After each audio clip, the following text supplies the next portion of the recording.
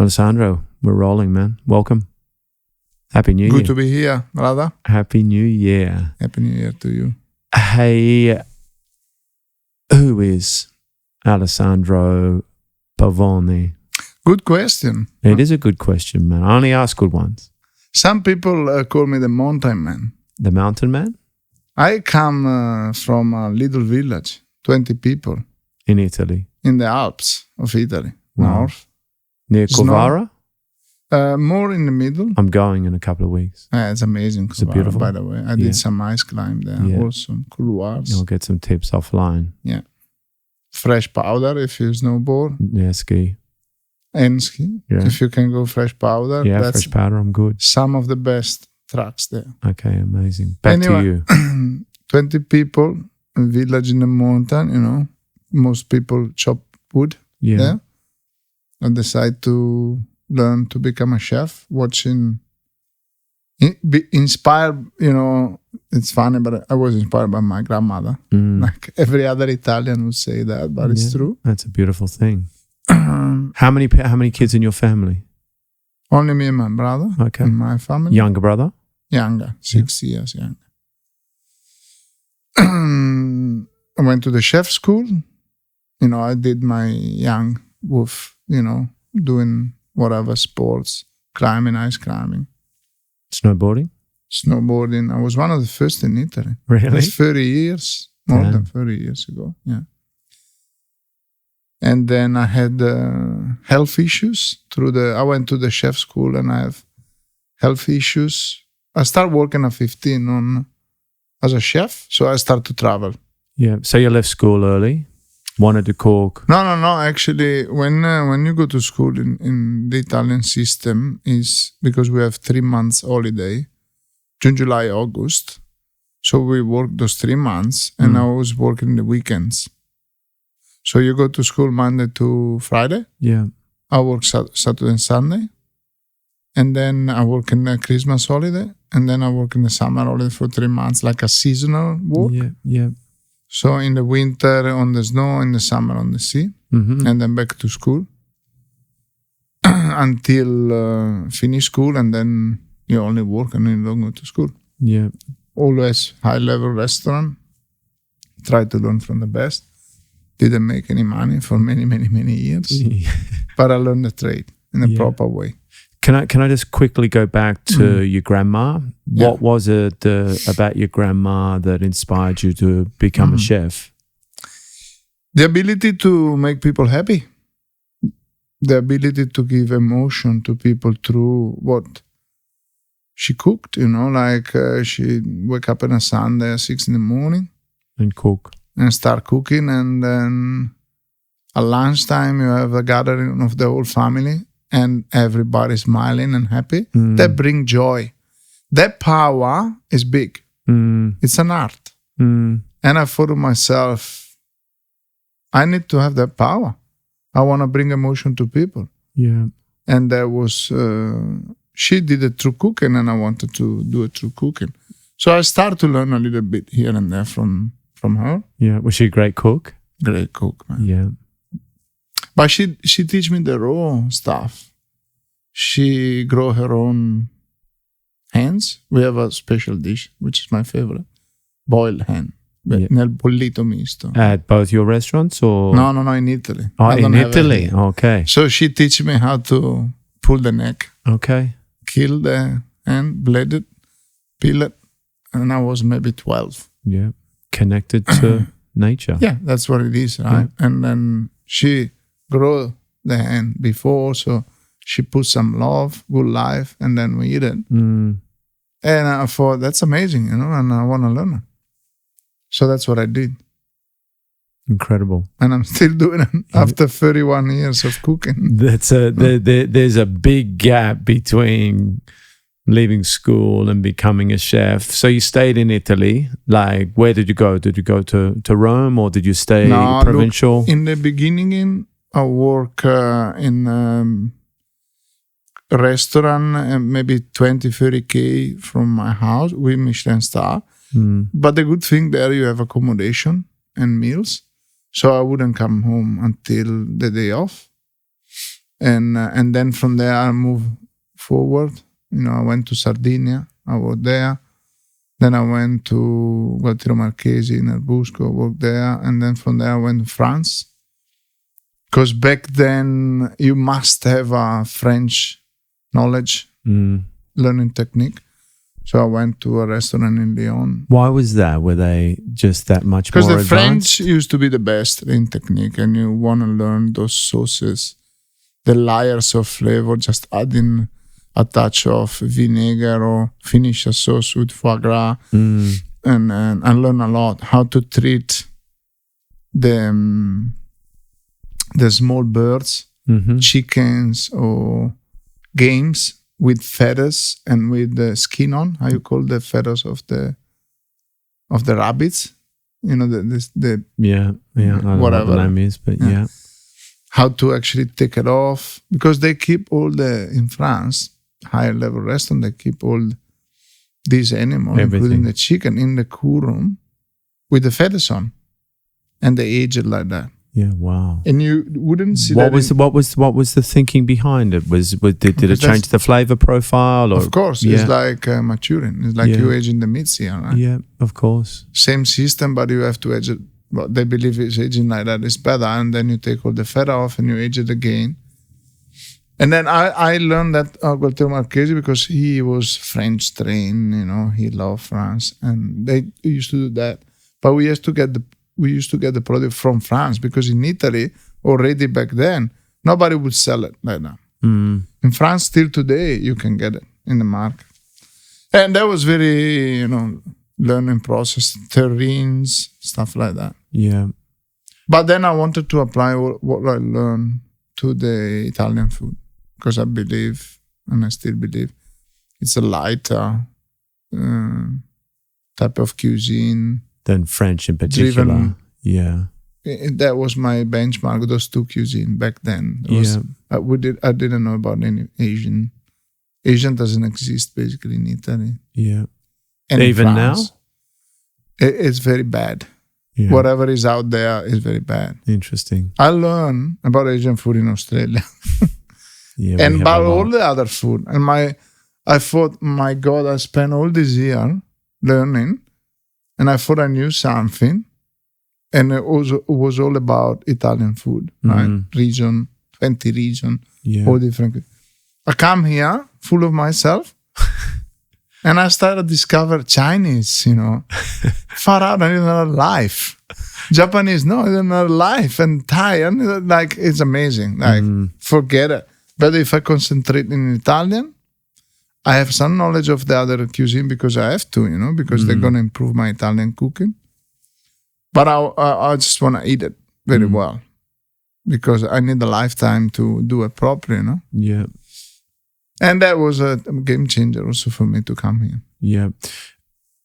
Did you get sick before you came to Australia? I got sick at the age of 19. What was it? It was a A-wing sarcoma just outside of T7, my vertebra. Yeah. Caused by? Very bad cancer. We don't know. Don't know, just... This is a very rare bone cancer, deadly. Most of the people die. And so I went through... I did a year of chemotherapy and radiotherapy, but then...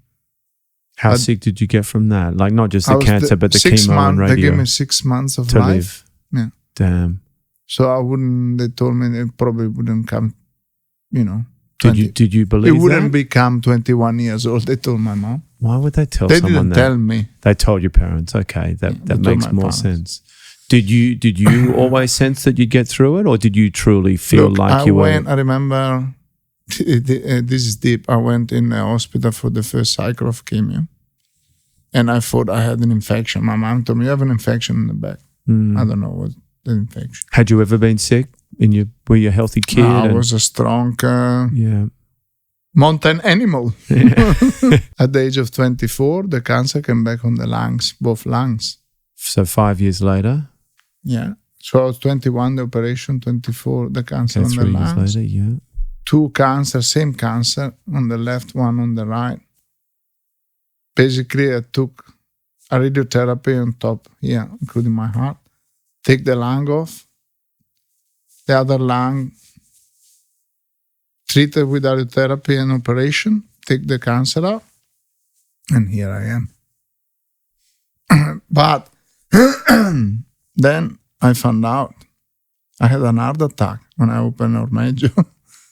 2 months before open, I had an heart attack. They put 3 stents. Because of the cancer? Or? Now, if you can see, the radiotherapy on my lungs back then, they basically burned my arteries on the heart. But back then, they say it's going to live a couple of years. I burned everything down, but save him. So I had an heart attack and then another one after 9 months I opened, double bypass. But yeah, now I'm brand new. It's a ridiculous story, man. Like you shouldn't be here. Many times. Many times. Probably the stupidest part is riding your motocross bike after you just had your back fused. Look, after this operation, I was mountaineering. I learned to ice climb. That's a lot more dangerous than motocross riding, yeah. Rock climbing, canyoning. We open routes through the Alps. I did extreme snowboarding and still cooking, being a chef. Wow. Did it change your view on life? Like, did you literally say you face death and so you're going to up the ante? For a moment, I was feel like I was a stupid superhero. Right? Yeah. But then I actually realized, because other people that actually did the same operation in the same room, we went through the same stuff. Yeah. They die after 1 year. They never recover. Only 2 of us still alive, me and a girl.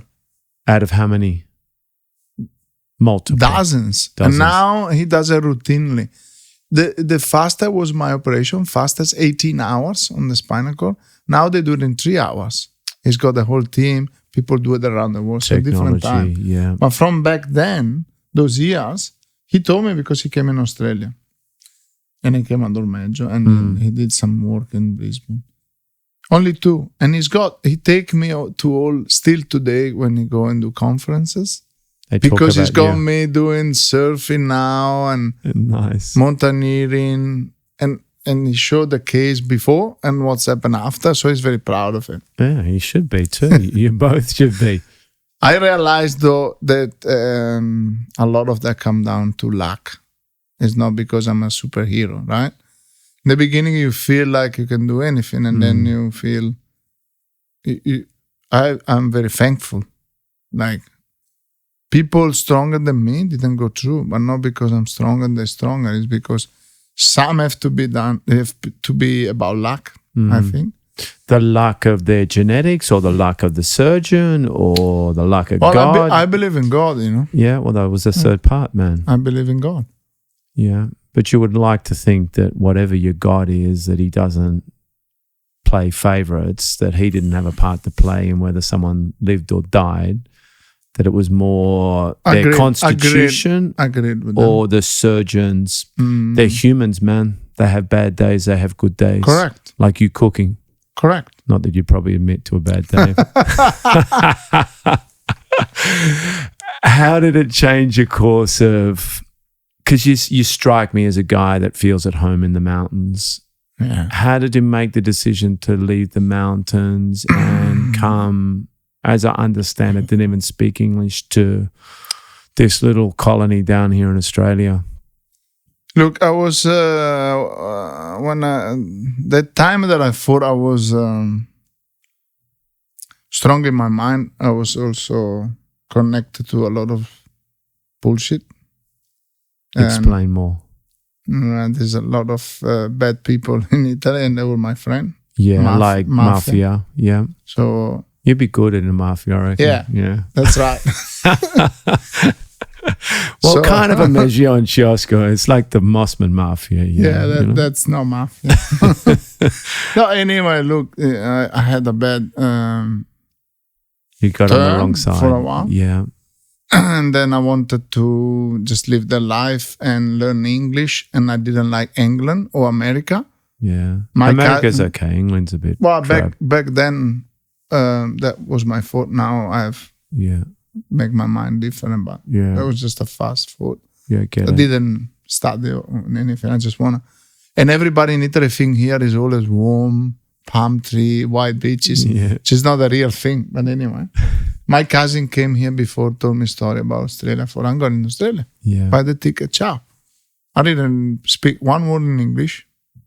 Zero. Did you arrive in Sydney? Arrived in Sydney. Were you running away from a real problem, or were you literally No, I wasn't running No. away because I didn't have any problem not even the mafia? yet. Yeah. But everybody Oh, else you were had. heading that way. Yeah. Okay. Yeah. Yeah. So everybody else went in jail. Yeah. And I was lucky. Do you still know any of those cats? Yeah, they're Yeah. all out now. They're all out? Yeah. That has Well, some that good was stories. 20 years ago, right? Yeah, we should get some of them on the podcast. Yeah. You know, I see don't what- think they want to be named. No, I'm sure they don't. So you arrive in Sydney, don't speak a word of English. You've done some serious cooking. You're a mountain man. Correct. How do you go about it? Like, was there a plan? Well, or- I have to. I wasn't scared.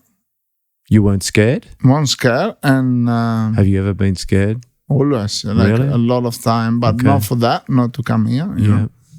And I had why I wasn't scared because I knew that I could cook, Mm. and I knew that when a good cook and you're a good cook and a good chef, you find a job anywhere in the world, even if you don't speak the language. Yeah. Take the knife in your hand, and I show you. Mm. Just show me how to cut this, how you do that, and I repeat it for hundreds of people. That was my, Philosophy. weapon. Yeah. You Got know, Oh, so your I weapon. go- Yeah, I get it. Yeah. I go, I know how to do that. I go where the Italian restaurants are. yeah. I go in all the kitchen until I find someone that in the chef. Mm. Either they speak Italian or not, I can cook. Yeah. And that's why I wasn't scared. Yeah. Not because I'm not scared. I think everybody should be scared in general. Where did you land, Alex? Like where did you first find a job? Somewhere like Leichhardt or Leichhardt, Norton Street, There you restaurant go. Luna Blue. Yeah. Okay, I know it. Yeah, I lived in Leichhardt for a little bit. I actually met your boss, Really, Anthony? Antonio. Nice. Yeah, He fantastic. was. That's what I met him. Yeah, incredible. How long ago? 20 years. So when I started, I was like a chef de partie 20 years ago. I did I would travel all around Australia for 3 months. I went back to Bermuda to work and went back to France to work. And in the meantime, I found my wife, which was with me. Australian? Your Yeah. wife? And then I came back because my wife, Anna, is from Central Coast. Hey, me too. Are you? Yeah. How old's your wife? Younger than you or your age? Like my brother, 6 years younger. 6 years younger. So What was her maiden 40. name? What's her Anna Parsons, now Pavoni. Parsons? I'm He- gonna he- dig. I reckon he's- we'll have a connection. My he- dad's still up there, man. Her dad is the president of North Avoca Surf Club. Yeah, there you go. I was literally surfing there on Sunday, man. Really? Yeah, I go That's up every awesome. second weekend to see my Good dad. left-hander, yeah. It's beautiful up there, man. North Avoca's I love it. is my home. Yeah, it's beautiful. My daughter is doing nippers there Yeah. every Sunday. She'll grow up I being love it. strong. Yeah, Wow. it's amazing. I love the culture of Yeah. Australia. Well, I'm stoked you married Yeah. Aussie, particularly a Central Coast Aussie. That's why They I make came good back. stock, man. So now you're here for good. So I came back and then I was a head chef at the Luna Blue and then I met Anthony. Yeah. How did that Because I change changed things? the meat supply. Yeah, good choice. We had a fight after a month because You and I told him Anthony? I abused of him. I have fights with him every month, man. I was a chef with a big head coming from hard training in Europe, army like training, you know the story, you know. And I thought I was abusing people and suppliers, like I was the king, and they told me to fuck off. Yeah. And a lot of other people did, and then I learned that I need to change my way to be. Yeah. And then I actually, when I went to the Park Hyatt, then he didn't give me any meat after that fight. He told me, "You are never gonna give you meat again." Really? So I had to go to another supply, and then I was executive chef of the Park Hyatt, and I told him, "You wanna give me meat now?" And I said, "Okay." Stop. And from there, I was still going. Were you head chef at Park Hyatt? Yeah, 5 years executive chef. Oh, fantastic. We still love the Park Hyatt. Yeah, it's great place. And I then, learned a lot. and because I was going to ask you, like, you're clearly not just a chef, you're a businessman. Correct. Think of Well, I was a cooking head as a chef business. until that time. And then I went to the Park Eye. I was very lucky to have a wonderful general manager. And she's now in New York, Marlene Pointer. One of my biggest mentors of my life. Yeah. What made her so good? Trust on me. She trusted you. How did she manage you? You're a fiery Italian. She let me do it. Yeah. What about she was when just, you were a dickhead? Did she pull you up? Did she soften you? She was supporting me even when I was a dickhead, but she said, you did the right thing, but maybe you should do it in this way. A better way. It could be better for you. Yeah. And then I did it. And I thought, that's right. So she had a way to manage that. I still trying today to that's my benchmark. Yeah. What was her name again? Marlene Pointer. And she's at the Park Hyatt in New York? No, she's at the Hilton, I think Hilton Astoria in Manhattan. Okay. She opened the Hilton in Queenstown. Yeah, wow. In Shanghai, in Beijing. She's huge. She's incredible. Yeah. Aussie from Perth. Really? Yeah. Hey, the Aussie girls. Ah, man. She's incredible. Anthony, no? Yeah, no doubt. He knows everyone, that dude. The decision to go out on your own. So, IAT, they teach me the business. Every month you have a P&L meeting. You have to say why you are not in budget, why your food cost is high, why your labor cost is high. Yeah. And you need to provide information why. Or if you keep lower, everybody happy. Yeah. Plus, you have to provide quality. If you want the bonuses, you got to provide quality because you want 100% feedback. Yeah. And not only meeting budget is not enough. Mm. So what that does, it teaches you how to run a restaurant in the meaning of targeting, right? Yeah. So I had to go Grand Hyatt, Hong Kong. I had a contract ready. And then Giovanni Pilo told me, hey, Alessandro, don't go. Have a look at this place. So Giovanni Pilo. Yeah. And he rang me up. He didn't want me to leave. Yeah. You come here now, we become friends, Yeah. So he told me, go at the Dalboro Marinas down at the Spit. He used to have a restaurant opposite called Cala Luna. Mm-hmm. And that was like, for me, it was... Giovanni Pilo was the best Italian restaurant I've eaten in Australia at that time. Yeah. With Buon Ricordo and Lucio's, those three. Because I thought everything else back then was a bit... Ho-hum. Yeah. Anyway, so I went and check out this place. It was a broken restaurant, closed from 6 months with a hole in the floor. But I thought I was that good that people would come. Mm. So I put all I had in there. What year was that?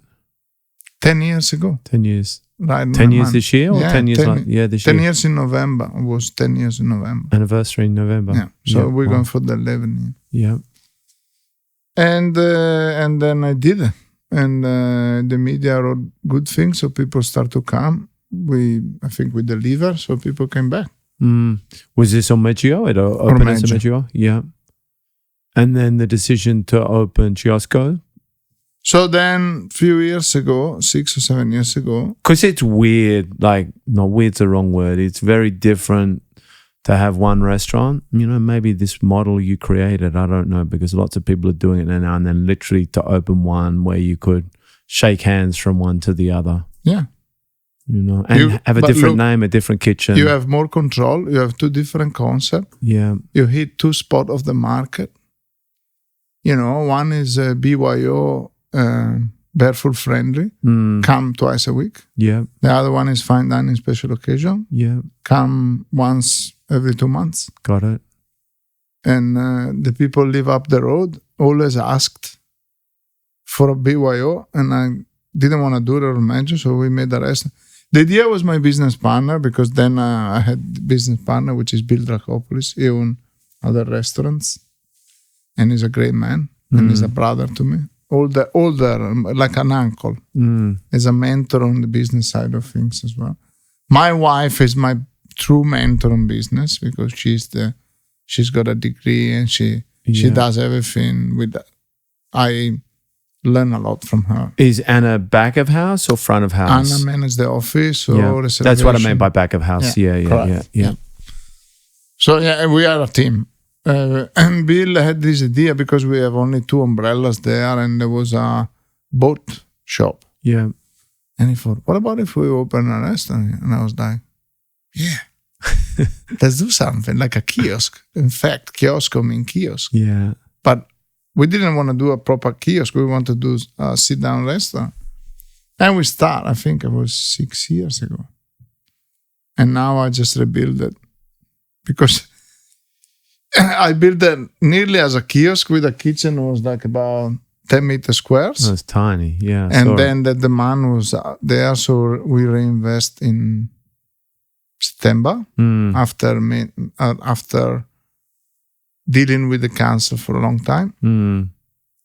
And we make a bigger, and we make a lot better and bigger kitchen to support. If you have a Ferrari, as I said before, you need an engine. Yeah. As a Ferrari, an engine to push through the food at high standard for more customers. So that's what we did. And tell me, the 10 years since you opened Ormeggio, what changes have you seen? Is it getting easier for you as you learn more? Is it getting harder as the environment changes? And Ormeggio... Both of them I'm talking about, yeah. Look, you can see the market changing. I opened on the year of the global financial crisis, basically. Same as Victor Churchill, yeah. Which I thought for fine dining was a better time than now. Probably have the worst year in fine dining. Last financial year, but this one is going to be worst, I think. Even if we survive. Why do you say that? What do you just think it's are the the best causes? one in casual dining? Yeah. So Kiosko will do well, but you're worried about Ormeggio. I'm not worried, but it's because I'm moving things and people. But it's definitely less demand about fine dining. Also, I have 2 restaurants there that a little bit compete to each other. So I guess Kiosko being used take some customer from Ormeggio as well. But Ormeggio is doing great, but it's lower revenue than, let's say, 3 years ago was the biggest year ever. Yeah. Last year was the smallest year ever. Even smaller than the first year. Yes. No, smaller than the first year, you're right. In the last 5 years. Last 5 years, okay. The first few 3 or 4 years was building up. Yeah.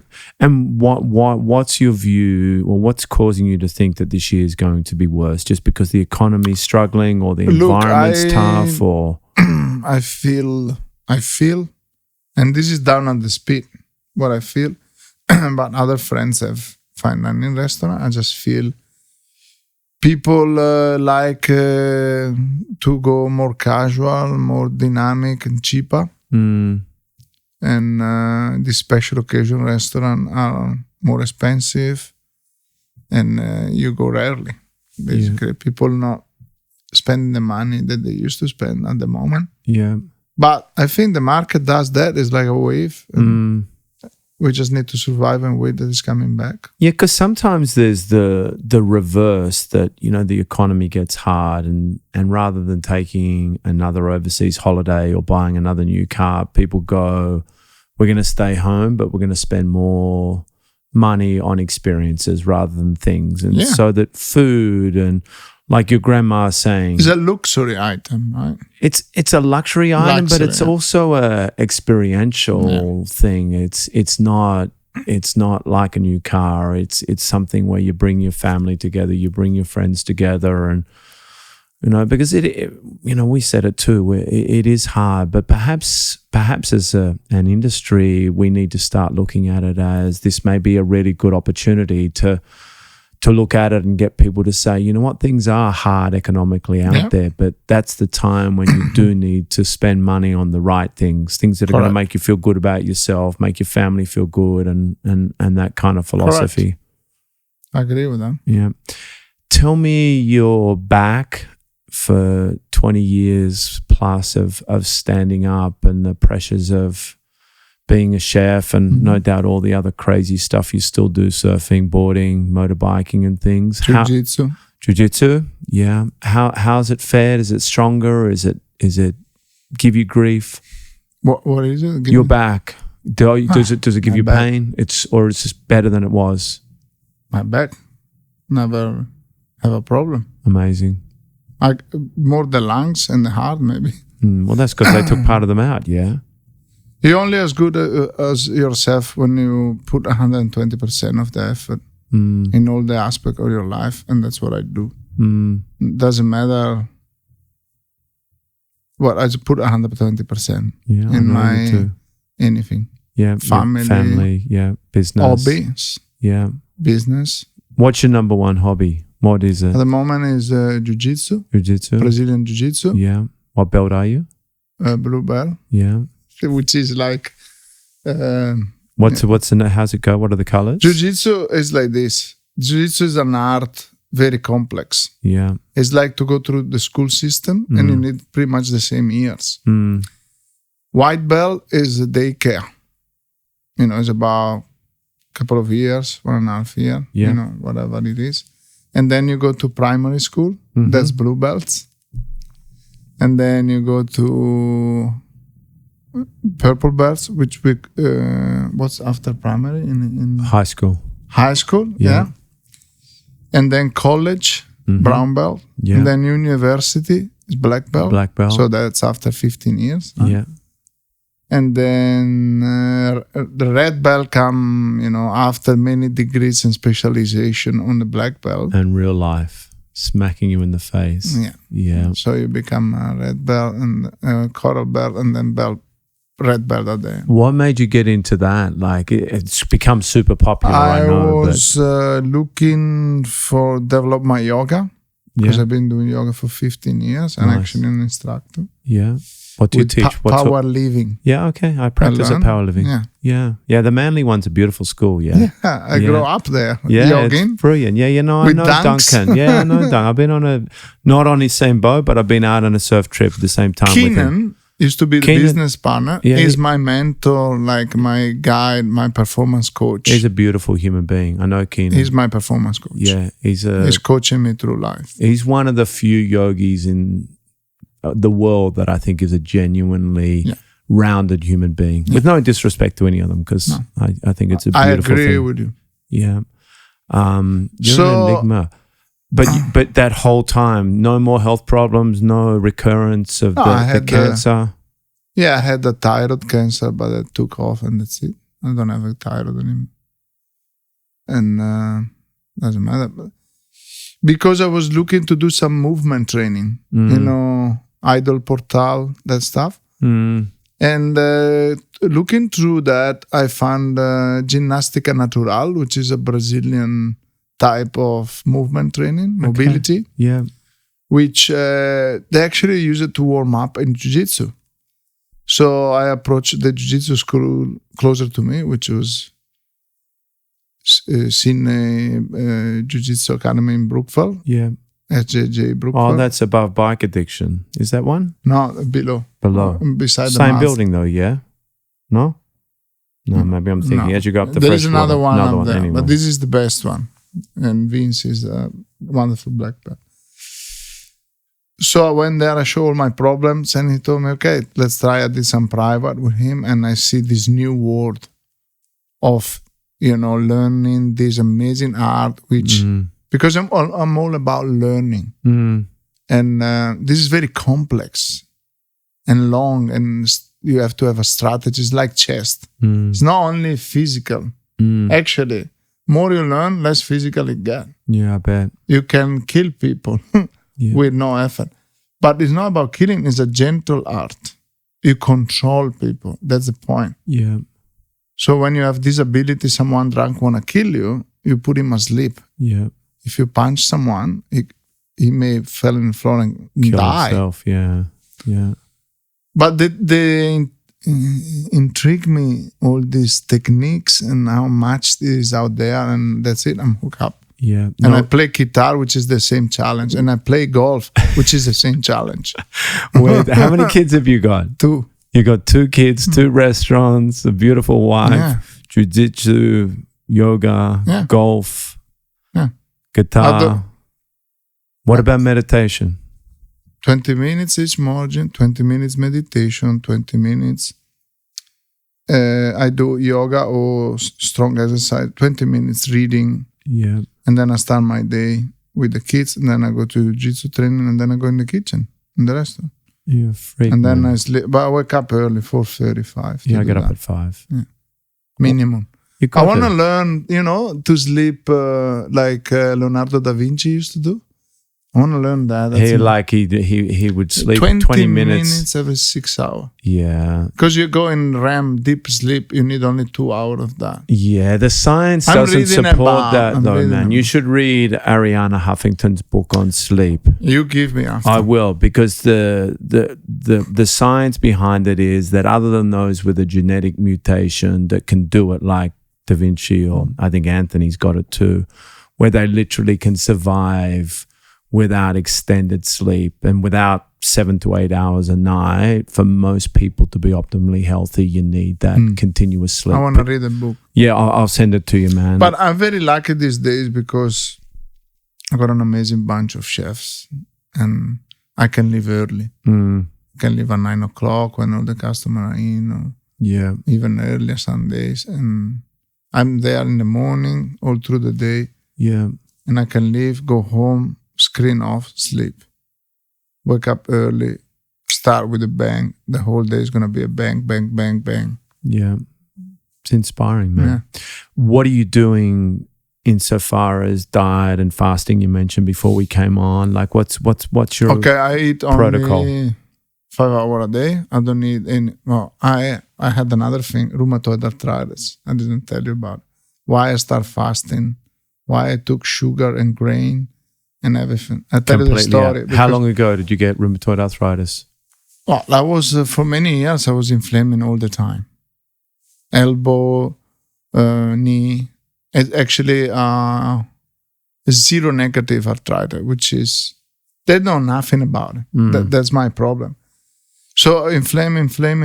They told me, okay, you got zero negative. I went to 3 different rheumatologists, and they gave me this massive pill to take. Of course, that's what they do. And I was like, it's like chemotherapy again. I was like, oh, wait a minute, how much you know about it? No, 1 every 3 people get better. What about the other 2?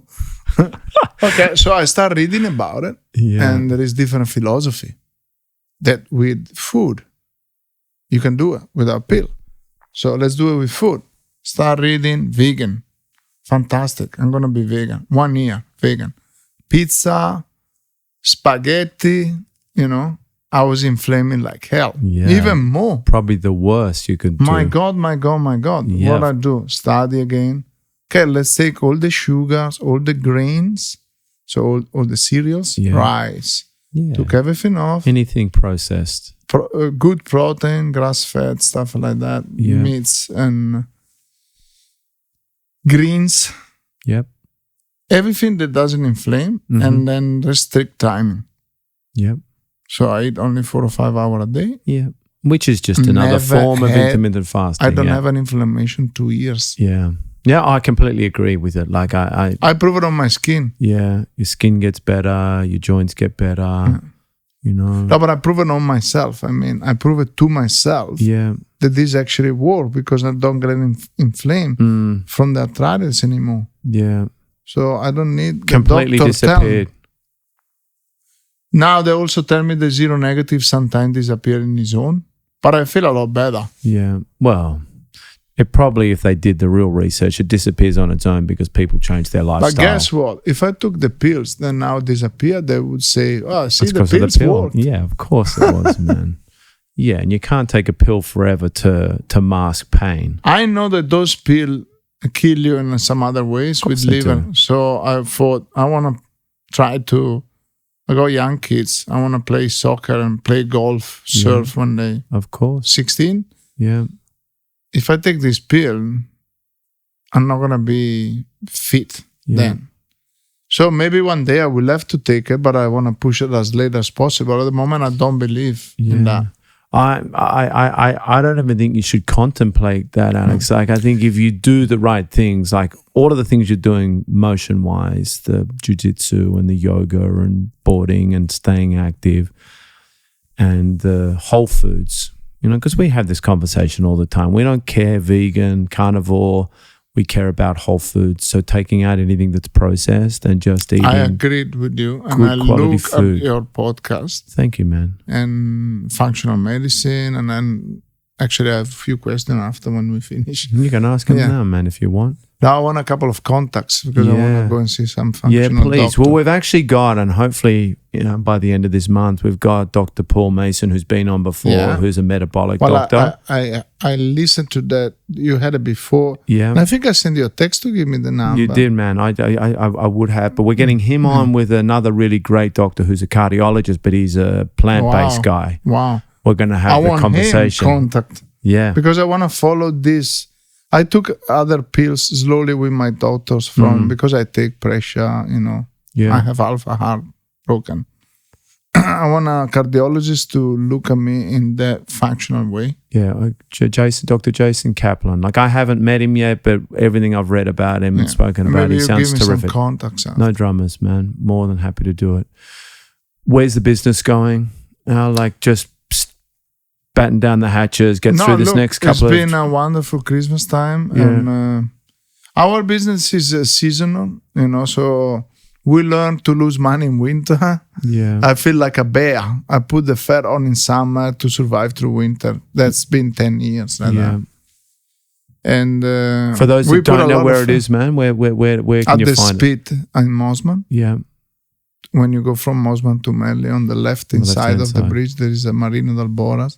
We are on the water on the other side, not on the road side. So you watch the water. So I tweak a bit the concept of formaggio. Now we have a la carte. We used to have a degustation only. Now it's a la carte. Yeah. So you can choose. And it's working very well. Summer went well. We put some fat on. Yeah, nice. And now we hopefully have enough fat to go through winter, which I think we will. Well, there's a lot of summer still to go, man. It's a gambling game. It's a gambling game, you know. It's a game. It's going well right now. We have a lot of bookings. Yeah. When does it start to quieten down? Like, you must from Australia For Day. me, Mother's Day is that's it. When's Mother's Day? May, isn't it? Yeah. Like Easter time, time. And then it gets super quiet. And then, guys, I cry. Yeah. Winter is rainy. You don't want to go to the Speed Park 400 meters from the restaurant, walk through the rain. It's hard. Yeah. It's hard, so we have to go through that. And I have a lot of meditation at that time. Yeah. Because I can't think about anything else. Do you get your team to meditate? My team, I got a lot of people going through jujitsu, and I think jujitsu, you can watch it as a meditation. And I'll tell you why. What's meditation? Is focusing one thing or nothing. Take your focus from all these thoughts off and have nothing to think, or at least one thing only, right? Maybe. I think the only thing you're missing with that is that sometimes just sitting with all those thoughts and doing nothing about it is part of meditation. Agreed, but you have to recognize that you have those thoughts. Yeah, yep. And you try to, So I think all three that you missed. So that one and the other two of just focusing. My point is, when I spar in jiu-jitsu, you want to kill me. You want to choke me out, right? Not kill me, choke me out. I want to choke you out. I need to survive you for 6 minutes. Is that how long it goes for? Every spar. And then we have several sparring, one after the other, with you, with him, right? Yeah. and the black belt decide, and sometimes it's against him. So it's only a survival mode. You can't think about anything else, mate. I'm telling you. Yeah, I get it. It's purely one thing, which is for me is equally as a kind of meditation. And also the energy they pull out. I have 3 of my guys coming to jujitsu, others going to yoga, or everybody is doing intermittent fasting. Yeah, everyone. Just a philosophy. They see me in my changes. Yeah. And they want to do it. Yeah. Have you been monitoring your, like doing a DEXA scan or anything and see the changes in your body since you did? Have you ever done a DEXA scan? No. It's like the gold standard of body composition testing. Body fat. I'll write it down for you. But other people, like you should do it once a year, man, just to make sure what you're doing, bone density, body fat, muscle mass. It's a 10-minute exercise, but it's gold standard. Yeah. All the Olympic athletes and things do it. But what about blood work? Yeah, I'll write it all down for you, man. I did a lot of blood work. Yeah. Obviously, for last year, a few months ago, for rheumatoid arthritis, to see how I go with my or your eating, inflammatory markers and things. Marks, Yeah. heaps of stuff. Yeah. Cholesterol, which I don't care much about. No. It's good. My blood work is good. The doctor are, okay, keep going, whatever you're doing. Yeah. The proof is in the pudding, yeah. Yeah, the only reason I ask is because we just finished doing a pilot program of meditation here at VIX with 13 people, and it had a really profound effect on people. But the thing that we've done is get people to use an app, the Insight Timer app, so that we can measure, not because we want to police them, but because we want to, because it's, it's interesting. People say, I'm doing it. And I use Giant Mind. Yeah, there's a lot of them. But so we just collated all of the information from the 1st of October through to 31 December. And I said to certain people, how did you go? They go, I did it at least once a day. Get all the data. And I go, for some people, it was as little as 40% of the time they did once a day. But the mind going, I eat well, I meditate. But it come and go, because I've been doing it for 10 years, believe it or not. Keenan back then teach me how to meditate. And then I didn't do it. And then I didn't. And then I stopped. But it's a level of maturation as well. I think when you feel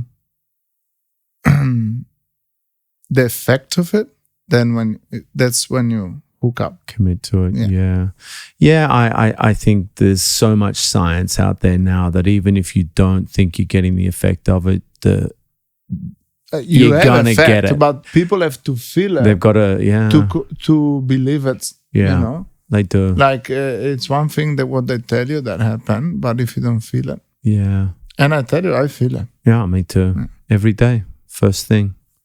It's so important. Like it just stabilized my mind and make it ready.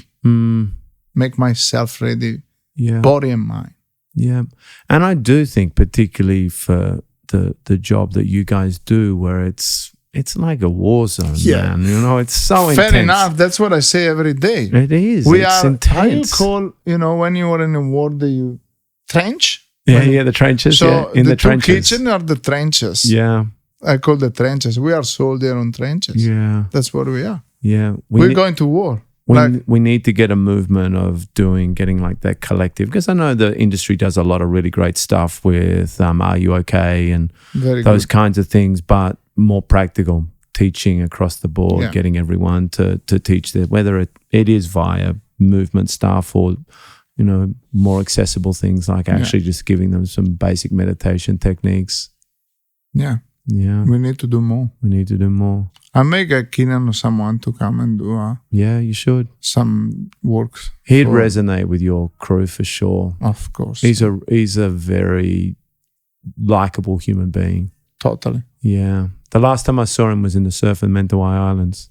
You went for a trip together? Yeah. I went on the trip with him. I ran into him in the surf. We're on different boats, but he was incredible. I don't think he surfed that much now. Yeah, it's bullshit in Sydney. I live in Bondi, man. But he lives in Byron, but in inland. He had the farm. Like a bungalow or whatever. Yeah. Yeah, beautiful. How can you not surf when you live up there? Got 2 kids. He's putting a lot of effort on this. Farm? Coaching, the farm. Yeah. His lifestyle. He's very strong. Focused. 8 p.m., go to bed, Yeah. wake up at 4. Like Like a super monk. committed. A monk. Is his wife like that too? No. No, she's out partying. But I love the commitment of people. I like when I think about David Goggins and him when I'm a bit, I don't want to do it, and I feel that's the old you. Yeah. So now when the old me speak with me, Yeah. I get even stronger. You tell me not, fuck it, I'm gonna do it. I hang over in the morning sometime. No, you can't go to train today. What? Yeah. Now that voice make me stronger. Yeah. The weak voice make me stronger. Yeah, I agree. We all have that. Everyone does. All have that. It's just a matter that it's actually the weak one that make me strong. Yeah. Because when I hear the weak one say, I'm gonna fuck you. Yeah.